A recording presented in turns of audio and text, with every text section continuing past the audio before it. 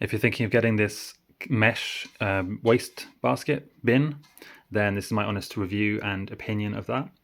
So I've had this for about a year, maybe a year and a half, and there's a few things I like about this. The first one is that it's mesh, right? So air can flow through the bin, and you don't get that nasty buildup of smell that you would have in bins that don't have mesh. And it also means that you can see through it.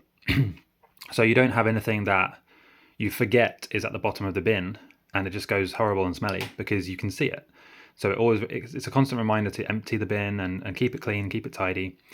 And it's black, right? So it matches most desk color schemes, you could say.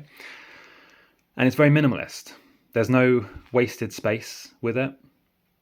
There's no designs, there's no brands, logos. It's just a simple metal bin.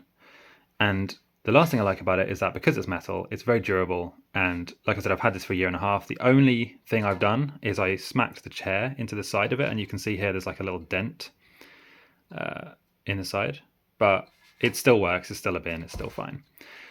So yeah, one thing to be aware of is that it is metal, obviously. So that's just, I mean, some people like that, some people don't.